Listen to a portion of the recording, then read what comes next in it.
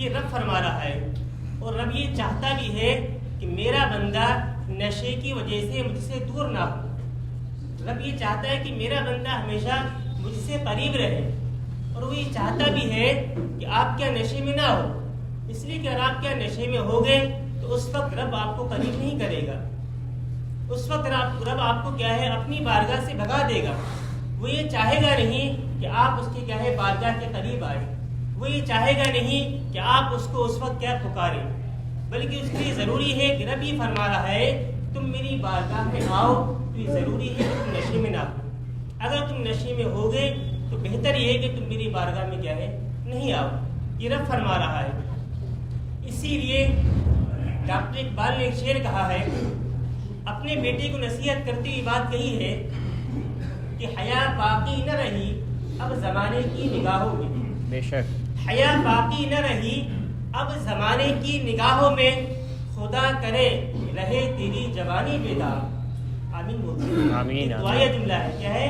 حیا باقی نہ رہی اب زمانے کی نگاہوں میں، خدا کرے رہے تیری جوانی بیدار۔ بے شک کیونکہ جوانی کا بیدار ہونا بڑا مشکل کام ہے، ایسا کوئی جوان نہیں ہے، بمشکل ہی کوئی ملتا ہے جو کسی چیز میں گرفتار نہ ہو۔ مذہب اسلام ہمیں اس چیز کی ہدایت دیتا ہے، اس چیز کا درس دیتا ہے کہ ہم ان چیزوں سے دور رہیں، ان چیزوں سے پرہیز کریں، لیکن ہم دیکھ رہے ہیں کہ آج ہم پھر بھی کیا ہے اسلام کے ان پیغامات کو چھوڑ چکے ہیں۔ آخر کیا اس کی کیا وجہ ہے؟ ہم آج یہود و نصارہ کی پیروی کرتے ہوئے نظر آ رہے ہیں، ہم آج یہود و نصارہ جو ان کے کلچر ہے اس کو اپناتے ہوئے نظر آ رہے ہیں۔ اس کی وجہ کیا ہے؟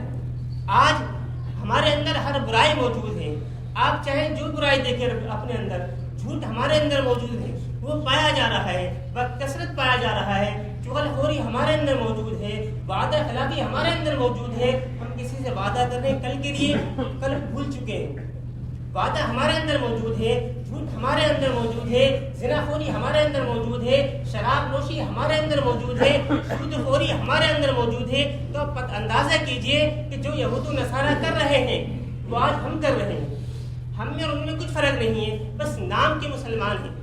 یہ ہے کہ مسلمان ہیں، نام بظاہر ہے محمد لگا دیا گیا ہے یا رضا لگا دیا آخر میں، تو نام سے پتہ چل رہا ہے کہ مسلمان ہیں، ورنہ ایسی کوئی کنڈیشن نہیں ہمارے اندر جو بظاہر یہ بتا دے کہ ہم مسلمان ہیں۔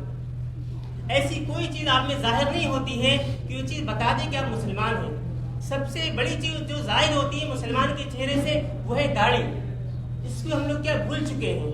ہم یہ سمجھتے ہیں کہ جو بندہ کیا داڑھی رکھتا ہے وہ بدصورت دکھتا ہے، ایسا نہیں۔ کائنات کے سب سے خوبصورت چہرے پر داڑھی تھی، جو سب سے خوبصورت چہرہ تھا کائنات کے اندر، پورے دنیا کے اندر اس کے چہرے پر داڑھی تھی۔ آج ہم سمجھتے ہیں کہ داڑھی رکھیں گے آپ بدصورت نظر آئیں گے، ایسا نہیں ہے۔ آپ کیا داڑھی رکھو، اس سے خوبصورتی بڑھے گی۔ میرے چہرے پر داڑھی کے بدصورت دکھ رہا ہوں آپ میں، ایسا نہیں۔ آپ کیا حضور کی سنتوں کو بھول چکے ہیں، سارے کلچر جو یہود و نصارہ کے تھے اس کو اپنا رہے ہیں۔ اس کی کیا وجہ آخر کار؟ ایسا نہیں کہ ہم لوگ آپ کو بتانے ہیں، اور ایسا بھی نہیں آپ کو پتہ نہیں ہے، پتہ ساری چیزیں ہیں، لیکن پھر بھی کیا ہے آپ میں کوتاہی کرتے ہوئے نظر آ رہے ہیں۔ رب فرما رہا ہے کہ آپ نشے کی عادت میرے قریب نہ آؤ۔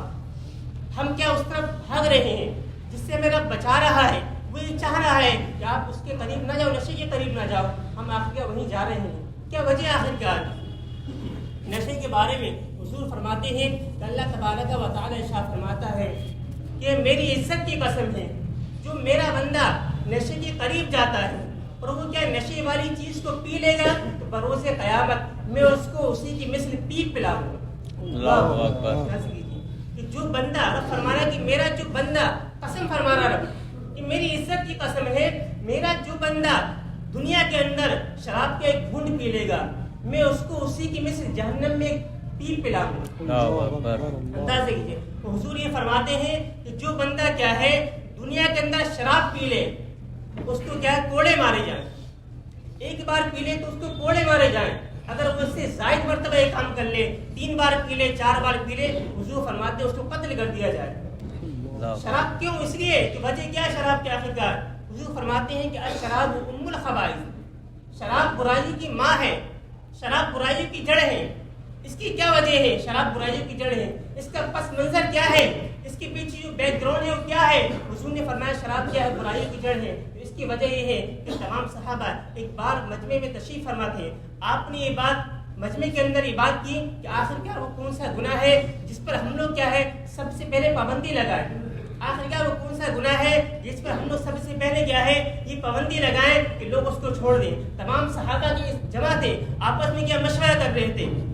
ان میں کیا تھے, حضرت عمر بھی موجود تھے, حضرت عمر صدیق بھی ان میں موجود تھے. تمام صحابہ کے مشورہ چل رہا تھا. تو حضرت عمر نے اپنے بیٹے سے کہا کہ اے میرے بیٹے جاؤ دیکھو فلاں جگہ, ایک جگہ کیا ہے حضرت عبداللہ ابن عمر تشریف فرما ہے, ان سے معلوم کرو, ان سے پوچھ کر آؤ کہ سب سے بڑا گناہ کون سا ہے جس پر کیا پابندی لگائی جائے. تو آپ کے بیٹے حضرت عبداللہ ابن عمر جاتے ہیں, حضرت عبداللہ ابن عمر کے پاس جاتے ہیں. جانے کے بعد ان سے کہتے ہیں کہ آپ بتائیے کہ دنیا کے اندر سب سے بڑا گناہ کون سا ہے, سب سے برا گناہ کون سا ہے اور سب سے بڑا گناہ کون سا ہے جس پر پابندی لگائی جائے. آپ فرماتے ہیں کہ شراب سب سے بڑا گناہ ہے اور شراب سب سے برا گناہ ہے. جب آپ یہ فرماتے ہیں تو آپ کے بیٹے فوراً آپ کی جانب آتے ہیں. آنے کے بعد آپ اپنے باپ سے عرض کرتے ہیں کہ اے میرے والد بزرگوار, وہ فرما رہے ہیں کہ سب سے بڑا گناہ جو ہے وہ شراب ہے. سب سے بڑا گناہ کیا ہے؟ شراب ہے. جب آپ یہ بات سنتے ہیں, سننے کے بعد آپ فوراً کھڑے ہو جاتے ہیں اور آپ خود حضرت عمر خود کیا ہے حضرت عبداللہ ابن عمر کے پاس جاتے ہیں. جانے کے بعد ان سے کہتے ہیں کہ آخر کیا اس کی کیا وجہ ہے؟ آپ نے فرما دیا کہ شراب سب سے بڑا گناہ ہے.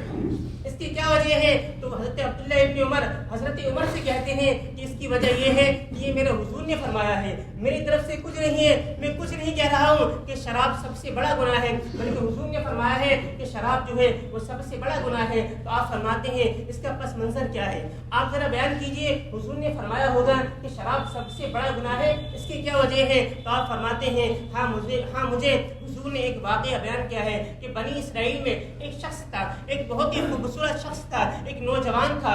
اس نوجوان پر ایک لڑکی کا دل آ جایا کرتا ہے, وہ ایک عورت کا دل آ جایا کرتا ہے. وہ یہ چاہتی ہے کہ کسی طرح میں اس نوجوان کو اپنے پاس بلاؤں. وہ حیلہ تلاش کرتی ہے, وہ کوئی بہانہ تلاش کرتی ہے. تلاش کرنے کے بعد وہ کسی طرح اس نوجوان کو اپنے پاس بلاتی ہے. بلانے کے بعد اس نوجوان سے کہتی ہے کہ مجھے تجھ سے کوئی مسئلہ پوچھ رہا ہے. حالانکہ مسئلہ کچھ نہیں تھا, وہ صرف ایک بہانہ تھا. اس نوجوان کو بلاتی ہے. بلانے کے بعد وہ اس کے کمرے میں داخل کرتی ہے. ایک کمرے سے بعد دوسرے کمرے میں لے جاتی ہے, دوسرے کمرے کے بعد تیسرے میں لے جاتی ہے. ایسی وہ ایک کے بعد دیگر 7 کمروں میں لے جاتی ہے. لے جانے کے بعد وہ نوجوان کیا دیکھتا ہے کہ اس کمرے کے اندر ایک بچہ ہے جو بندھا ہوا ہے, اور اس کمرے کے اندر شراب کے کچھ پیالے موجود ہیں, شراب کے کچھ پیالے پڑے ہیں.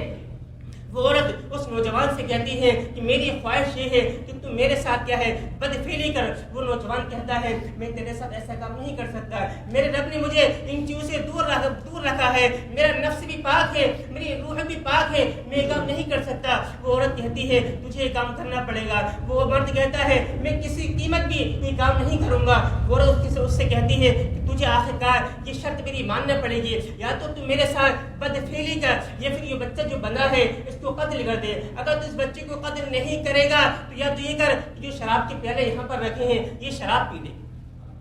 وہ مرد کیا سوچتا ہے کہ شراب کیا ہے سب سے ہلکا گناہ ہے. اگر میں اس بندے کو قتل کروں گا تو اس کا جرم مجھ پر کیا پڑے گا, اگر اس عورت کے ساتھ بدفعلی کروں گا تو اس کا گناہ بھی مجھ پر پڑے گا. اس سے بہتر یہ ہے کہ میں شراب پی لوں. لیکن وہ سمجھتا نہیں ہے کہ شراب کیا ہے سب سے بڑا گناہ ہے, اور شراب کیا ہے گناہوں کی جڑ ہوا کرتی ہے. جب وہ بندہ کیا ہے شراب کو ہاتھ لگاتا ہے تو شراب کو کیا پی لیتا ہے, ایک پیالہ پیتا ہے. پینے کے بعد اس سے کہتا دوسرا پیالہ بھی لا. ایسے کرتے کرتے وہ کیا ہے بہت ساری شراب پی جایا کرتا ہے. شراب پینے کے بعد وہ کہتا ہے, وہ مرد اس عورت سے کہتا ہے جب میری یہ خواہش ہے, میری یہ تمنا ہے کہ میں تیرے ساتھ کیا ہے بدفعلی کروں. تو وہ عورت کہتی ہے لیکن اب میری شرط تجھے ماننا پڑے گی, تو میرے ساتھ بدفعلی تو کرے گا لیکن پہلے یہ ہے کہ جو یہ بچہ ہے اس کو پہلے تو قتل کر دے. وہ مرد کیا ہے حالت نشے میں آ کر, شراب کی حالت میں آ کر وہ اس بچے کو بھی قتل کر دیتا ہے, اور حالت نشے میں آ کر اس عورت کے ساتھ بھی کیا بدفعلی کر دیا کرتا ہے. اب اندازہ کیجیے, اللہ اکبر, اس نے سوچا تھا کہ میں شراب پی لوں گا, کچھ نہیں کروں گا، لیکن اسے شراب کی وجہ سے اس بچے کو قتل کر دیا۔ اس بچے کو قتل کرنے کے بعد اس عورت کے ساتھ کیا بدفعلی کر دی، یہ کیا ہے؟ شراب ہی کی وجہ سے ہے۔ اسی لیے حضور نے فرمایا ہے الشراب ام الخبائث، شراب جو ہوا کرتی ہے برائیوں کی جڑ ہوا کرتی ہے۔ تو میرے نوجوانوں، یہی آپ سے گزارش ہے کہ آپ یہ سوچتے ہیں کہ شراب کچھ نہیں ہے، شراب ساری خطاؤں کی جڑ ہوا کرتی ہے۔ تو میری آپ سے گزارش ہے، یہ التجا ہے کہ جو لوگ ان گناہوں میں گرفتار ہیں، خدا را وہ کیا ہے ان چیزوں کو چھوڑ دیں۔ میرا نوجوان اس میں برباد ہو چکا ہے۔ سب سے بڑا ایک بہت بڑا گناہ ہے، ایک تو ہماری خرابی یہ ہے، ایک تو ہم ویسے ہی کیا ہے بہت پیچھے ہو چکے ہیں، اور دوسری خرابی یہ ہے ہمارے نوجوانوں کی کیا ہے لوگوں نے اس میں پھنسا رکھا ہے۔